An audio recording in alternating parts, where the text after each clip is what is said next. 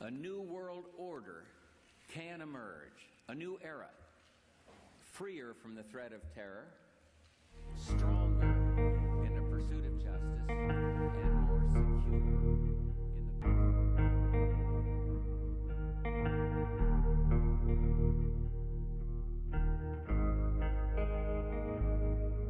What is Gray State?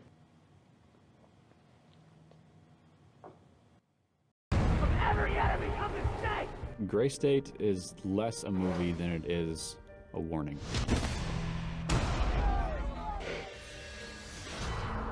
We do not live in a dictatorship, but we do live in a police state.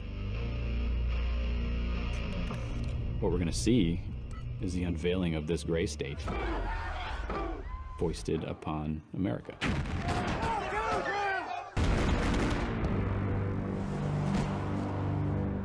Americans believe that they can't do anything. And day by day, they're becoming correct.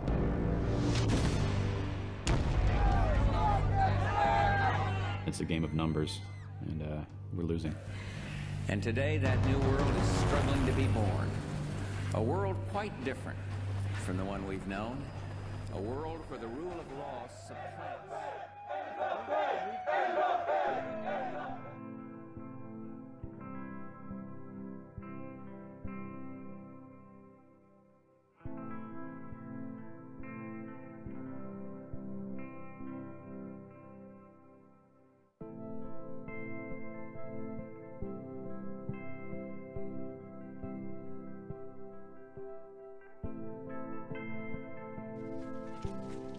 And there's something about it that just kind of gets on you and you just can't wash it off. Credibility means nothing to me. What I care about is truth. It's truth. Truth. When we are successful, and we will be.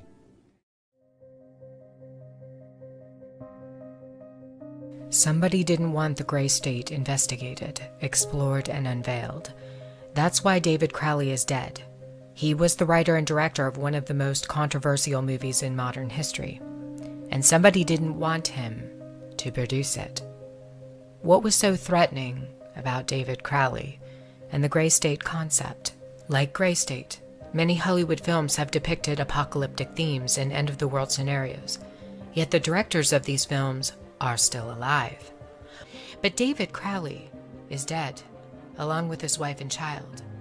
They were killed before the production could be completed. What was so dangerous about Gray State? David Crowley claimed that his movie was based on real events. So the Gray State is essentially an artistic representation of real aspects put into a fictional format. Once you open your eyes and start looking at all these trends like RFID, like martial law, like FEMA, like executive orders, you have to act within your own capacity to sort of, talk about this. A lot of people filter that into the political realm. A lot of people do other things like grassroots style. I mean, I'm a filmmaker, Danny's an actor. Anyone knows that Hollywood has not approached this topic so directly before. That's what makes Gray State so compelling. It's that different. Definitely the trailer is our best efforts to kind of show this world and expose these very real issues that exist in our world today. David claims that Hollywood has never dealt with topics like RFID, internment camps in America, and detention. Instead, they have produced propaganda in place of real issues.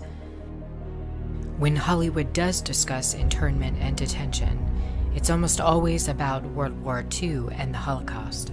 Literally thousands of films have been produced about the Holocaust, and yet one single film that addresses the potential for a Holocaust in the United States is stopped mid-production.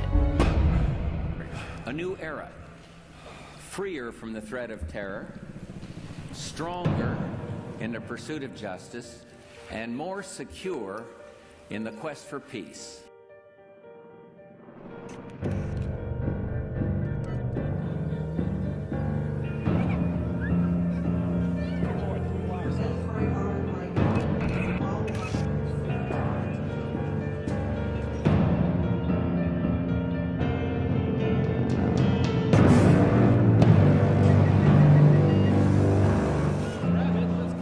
Transaction approved.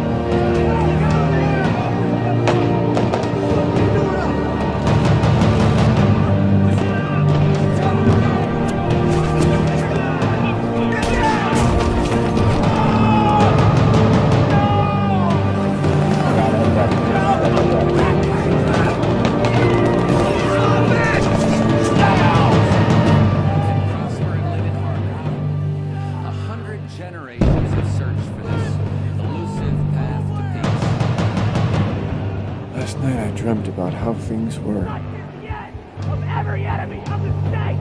Then I woke up here.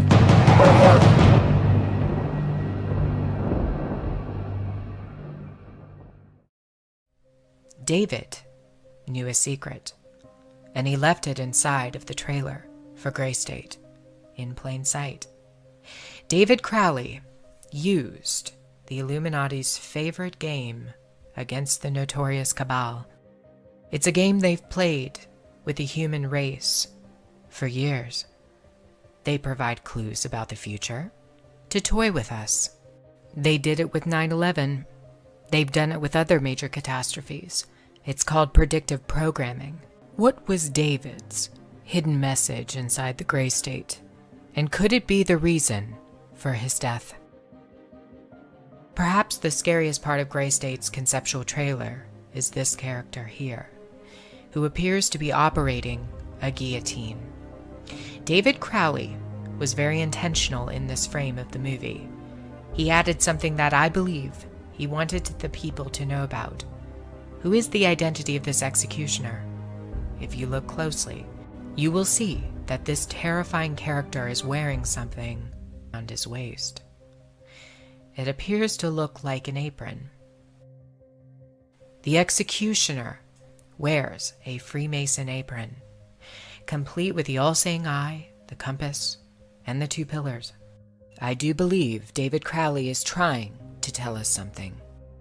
He is telling us that the organization behind the French and American revolutions, the organization behind the Italian Revolution of 1830, the organization that outlined a plan to overtake the Vatican in a document called the Alta Vendita, the organization behind the Trail of Tears and the deaths of thousands of Native Americans under Freemason Grand Master Andrew Jackson, the organization behind the Ku Klux Klan in the United States post-Civil War and its rebirth in 1915, the organization behind the detonations at Hiroshima and Nagasaki during 33rd degree Freemason Harry Truman's presidency. These are men with a radical revolutionary agenda throughout the entire world because they worship and follow a radical revolutionary deity. David Crowley knew something, and he was trying to warn the people. The ones behind the FEMA death camps, the guillotines, and the detention of Americans, it's the Freemasons. They're planning a second American Revolution.